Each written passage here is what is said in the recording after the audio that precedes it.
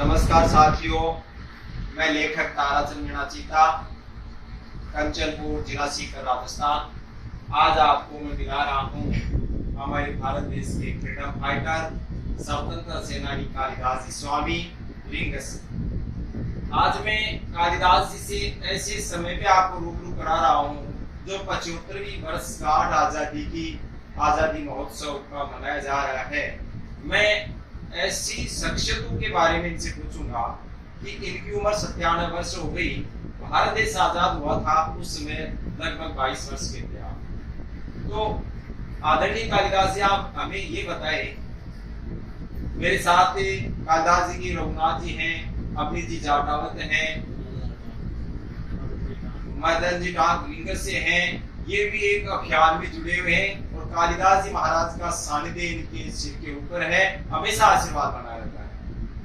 RP Verma जी साहब, ये इतने लिखने में इतने सुर्तीले के माहिर हैं जैसे कोई टाइप अक्सर कर दिया हो। तो चलो हम चलते हैं कालिदास जी महाराज की ओर। महाराज इसलिए कहता हूँ कि ये दादू पंथ को स्वीकार किया था जिसमें कोई जात पात कुछ भी नहीं है। बार बार मेरे मुंह से महाराज निकल रहा है। तो दादू पंथ में सब लोग समान हैं, मानव धर्म मानव है, उसमें किसी प्रकार की छुआछूत नहीं है। इसलिए महाराज की पदवी इनको दादू पंथ से मिली हुई है। मैं आपको पूछना चाह रहा हूँ महाराज कि जिस समय आप 22 वर्ष के थे, आदिवासी समाज की तरफ आपको ले जाऊंगा। आपने मीणा समाज के, आदिवासी समाज के लक्ष्मी नारायण जरवाल साहब के साथ भी कार्य किया होगा। तो मीणाओं के साथ कितना अत्याचार होता था उसमें, या ताकतवर कौन सी कौम थी जिन उनके हमने सुना कि अत्याचार होता था उनके खिलाफ, तो ऐसा क्यों था, क्या था, इसके बारे में? इस समय में सीताराम जी तो अच्छे लेखक हैं, उनका अभिनंदन करता हूँ, स्वागत करता हूँ। और ये जो प्रश्न किया है उसका मैं उत्तर दे रहा हूँ साधारण रूप से। ये एक ऐसा जमाना था कि हाँ, हमारे यहाँ एक जराइम पेशा कानून था। जराइम पेशा कानून में क्या था कि जो मीणा जाति के मीणा के लिए लागू था वो दूसरे लोगों के लिए, दूसरी जातियों के लिए, जैसे अन्य कौम है उनके लिए लागू नहीं था, केवल मीणाओं के लिए लागू था जराइम पेशा कानून। उसमें क्या था कि मीणाओं को 3 बार दिन में रात में 3 बार हाजिरी देनी पड़ती थी पत्रोल के सामने। उस समय जो आदमी खाना कहते हैं, खाने का इंतजार कहते हैं, उसको पत्रोल कहते थे। पत्रोल के सामने को 3 बार हाजिरी देनी पड़ती थी, दोपहर को 2, शाम को 2, आधी रात को 2। इस प्रकार 3 समय उनको हाजिरी देनी पड़ती थी। चाहे वो 10 मील की दूर का हो, चाहे 20 मील का दूर का हो, या 5 मील का दूर हो, इतना ही होता था। इस प्रकार से मैं आपको बीच में पूछूंगा कि 3 बार आपने कहा, आपका आंखों देखा हाल है 3 बार दिन में थाने में हाजिरी देना, तो उस परिवार का पेट का पालन पोषण कैसे होता था? वो परिवार क्या खाता था बताओ? आपने अपनी आंखों से देखा, कितनी जलालत उनके साथ की जाती थी, ये कैसे था? उस परिवार के बच्चों का पालन पोषण कैसे होता था? वो बड़ा मुश्किल था। दादाजी में बात बताऊं कि उस समय मीणा जाति के लोगों का पालन पोषण बड़ा मुश्किल था। और वो क्या था, कास्ट कानून से थोड़ा बहुत वो लिया करते थे। और जैसे उनके भाई हम कार्य करेंगे और काम करेंगे, दोबारा किसी प्रकार का कोई घटना नहीं होनी चाहिए। अच्छा, मतलब जैसे आज हमारी पुलिस प्रशासन जनता की शहर में सुरक्षा करती है और उसके एवज में उसको वेतन मिलता है, तो हम ये कहेंगे कि उस समय के वो रखवाले थे, उस समय के वो चौकीदार थे, उस समय के वो पुलिस के अफसर थे, जिससे जनता में किसी प्रकार का भय नहीं हो, वहाँ किसी की परेशानी नहीं हो, यानी कि किसानों से अपनी मेहनत का उपार्जन लेते थे। तो वो इसका मतलब दिन में हाजिरी दो और रात में वो जनता की सुरक्षा करो, ये था। बिल्कुल सही था कि वो क्या था कि वो रात को भी 1 बार हाजिरी देनी पड़ती थी उनको, और दिन में भी हाजिरी देनी पड़ती थी। किसान हमारे आप रूबरू सुन रहे हैं, आदिवासी समाज भारत देश और राजस्थान के मेरे समाज, मीणा समाज, आदिवासी समाज को मैं बताना चाहूंगा कि साक्षात आप जिन महापुरुष से आप रूबरू हो रहे हैं, श्रीमान कालिदास जी स्वतंत्रता सेनानी, आजादी के समय 22 वर्ष के थे, ये हकीकत रूबरू आंखों देखा वर्णन आपके सामने कर रहे हैं। आप सुनिएगा, आपके रोंगटे खड़े हो जाएंगे कि 3 बार दिन में हाजिरी देना और उसके बाद में रात को भी थाने में हाजिरी देना, कितना अन्याय होता था। हाजिरी कितने वर्ष के बच्चों की लगती थी थाने में? वो लोग 15 वर्ष से ज्यादा थी सब लगती थी। मैंने सुना 12 वर्ष की। हाँ, वो 15-12 सब लोग कोई 15 होता था, तो उस समय गणपति को भर्ती नहीं थी, वो 15 वर्ष का बात करके वो चलते थे, परंतु वो 10-12 थे, ये भी 10 वर्ष के बच्चे को भी वहाँ हाजिर थे। अच्छा, मैंने पुस्तकों के माध्यम से सुना कि मीणा जाति कभी किसी को परेशान नहीं किया आगे चलकर, ऐसा क्या सही है? बिल्कुल सही, ये बिल्कुल सही है। मीणा जाति ने कभी भी नहीं किया, उन्होंने गाँव में सुरक्षा काम किया है, सुरक्षा काम किया उन्होंने। ये बात आ गई, ये आ रही है कि मीणा जाति इनकी नजर में उस समय, जैसा कि ये आज स्वतंत्रता सेनानियों में राजस्थान में शायद 35 लोग हुआ इस समय। कितने लोग हो इस समय? हाँ, 35 के लगभग इस समय जीवित है राजस्थान में। उनमें से एक हैं जो स्वस्थ हैं, या आप देख रहे हैं कितना अच्छा बोल रहे हैं। इन्होंने, जैसे मैंने अभी नाम लिया कि पहले हमारे इस इलाके में महादुराम मीणा था जो बंशीधर जी के साथ प्रजामंडल में काम करते थे, लक्ष्मीनारायण जी झिरवाल था, नयावास के हरसाय जी जेब थे, सीकर के भक्ताराम जी मीणा थे। जो मैंने ऐसे सुना कि भारत की आजादी के साथ राजस्थान के मीणा दोहरी आजादी चाहते थे। दोहरी आजादी, एक तो जराइम पेशे से छुटकारा उनका, दूसरी भारत देश को आजादी। ये कैसा क्या था? ये बिल्कुल सही है कि ये जो है मीणा जाति थी, वो ये था उनका ये साथी थी, क्योंकि उनके ऊपर अन्याय हो रहा था, उनका अन्याय हो रहा था, हाजिर देना, वो देना, उनकी जो करना, और फिर हाजिर देने का भी मतलब है कि वो धमकाते थे, पेट्रोल धमकाता था उनको, और बेदर्दी जैसे सब कुछ बोला करता था। ये बात सही है, देखा है यहाँ क्या नाम था? पत्रोल जो थानादार होता था, थानादार को उसमें पत्रोल बोलते थे। वो धमकाता भी था, मारता पीटता भी था, और इनके जितने जुर्म करता था वो कम थे।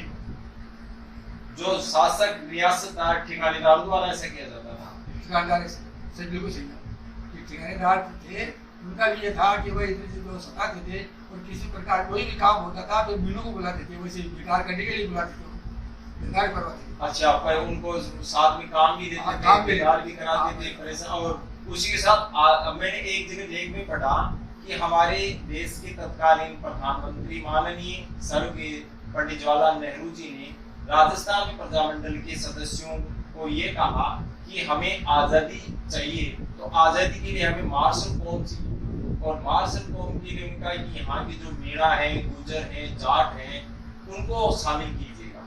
तो मैंने एक लेख में पढ़ा था, हमारे श्री माधोपुर तहसील जिला सीकर राजस्थान के स्वर्गीय पंडित बंशीधर जी शर्मा थे, उनको प्रजामंडल सीकर जिले का अध्यक्ष बनाया गया, और उनके द्वारा यहाँ के सीकर, झुंझुनू, जयपुर, अलवर के मीणाओं को आजादी के प्रजामंडल के अंदर सदस्य नियुक्त करके, और उस मार्शल कौम के नाते एक अभियान छोड़ा गया कि हम कैसे यहाँ भारत देश से अंग्रेजों को भगा सके। तो ऐसा उसमें क्या था?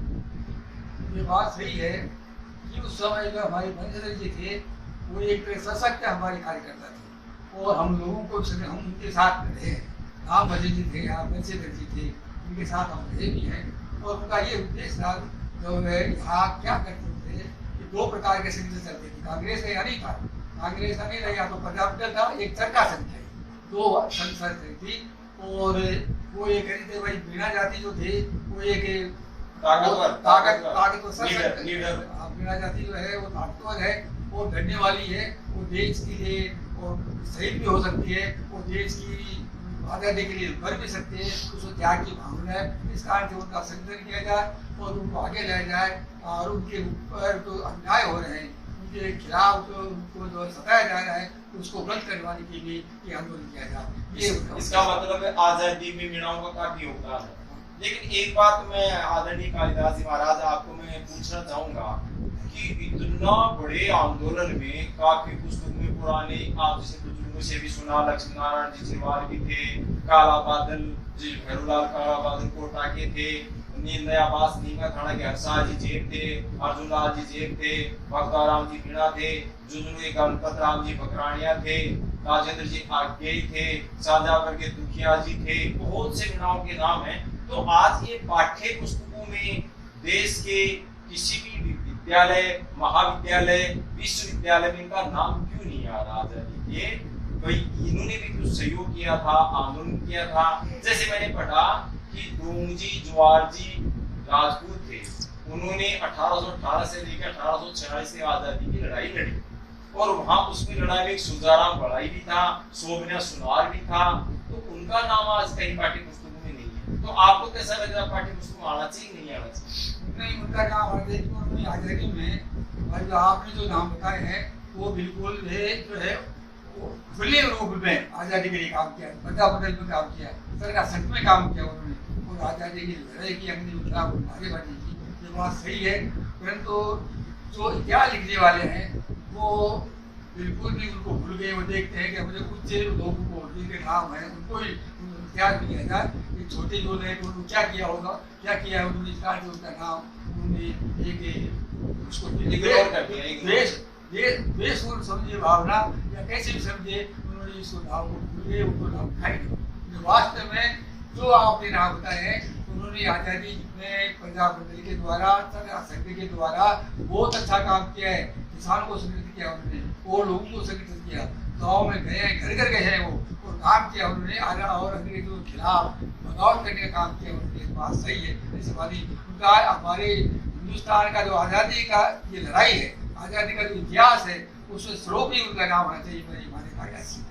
बहुत अच्छी बात है कालिदास जी ने कि द्वेष भावना से उनके नाम पाठ्य पुस्तकों से नहीं आ पाए पाठ्य पुस्तकों में, तो उनका नाम आना चाहिए। अब मैं हमारे सम्माननीय फ्रीडम फाइटर स्वतंत्रता सेनानी कालिदास जी ने आज हमारे को आजादी की 75वीं वर्षगांठ पर आजादी महोत्सव के अंदर बहुत ही अच्छा अपना ये पुराने समय की बातें तरोताजा करके हमारी टीम के साथ अच्छा बताया और हम इनको इनकी दीर्घायु आयु के लिए कामना करते हैं कि ये शतायु हो और शतायु नहीं, जैसे हमने अभी लक्ष्मी नारायण जी झरवाल का नाम लिया, वो 103 वर्ष तक इस धरती पर अपनी सेवा दी। उसी तरह हम चाहेंगे अभी तक हमारे ये मैंने अभी एक महाराष्ट्र के एक सज्जन से मिला था, वो 130 वर्ष की उम्र में अभी स्वतंत्रता सेनानी 130 वर्ष की उम्र में पिछले साल खत्म हुए हैं। उनके बेटे अमर सिंह जी जलगांव के अभी जीवित है। उनके पिताजी बाबा साहब भीमराव अम्बेडकर के साथ उनके सहयोगी के रूप में कार्य किया था, वो है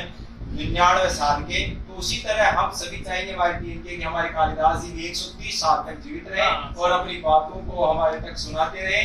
तो आप सभी सुनने वालों को हमारे कालिदास जी स्वतंत्रता सेनानी की ओर से बधाई हो और इसी के साथ बहुत बहुत धन्यवाद। जय भारत, जय आजादी महोत्सव, जय राजस्थान। बहुत बहुत धन्यवाद। मैं इस अवसर पर अपने सबके साथी के सामने श्री ताराचंद जी का बहुत बहुत स्वागत करता हूँ, अभिनंदन करता हूँ और उनकी ज्ञान देता और इतिहास के बारे में उनको जो है ये जो लिख रहे हैं वो बहुत अच्छा लिख रहे हैं और नई पीढ़ी को उसे बहुत प्रेरणा मिलेगी कि किस प्रकार से हिंदुस्तान को आज़ादी मिली, किस प्रकार से अंग्रेजों को डर था यहाँ पर, कितना उनका आतंक था और किस प्रकार से यहाँ पर 4 प्रकार की गुलामी थी, उसके बारे में याद जानकर नयूं को देखे और नयूं को संकल्प करेंगे अपने इतिहास के द्वारा, अपने लेखन के द्वारा। तो मैं आपका बहुत बहुत स्वागत करता हूँ और ये भगवान से निवेदन करता हूँ कि आप ज़्यादा से ज़्यादा अपना इतिहास को देख करके और जानकारी दे करके हमारे जो क्षेत्र वहाँ अमृत आज़ादी का उत्सव चल रहा है अमृत घोष के नाम से, उसमें लोगों को जानकारी मिलेगी और युवा पीढ़ी हमारी जो है इस पर जो भूल भुलैया हो रही है उसको जो है ध्यान करके जानकारी मिलेगी, उनको प्रेरणा मिलेगी। इसी के साथ मैं श्री ताराचंद जी को बहुत धन्यवाद देता हूँ और भगवान से निवेदन करता हूँ कि आपको ऐसा संबल दीजिए भगवान और ऐसे शक्ति देंगे क्योंकि आप ज़्यादा से ज़्यादा इतिहास देख करके नई पीढ़ी को एक नई प्रेरणा के स्रोत बनेंगे। धन्यवाद।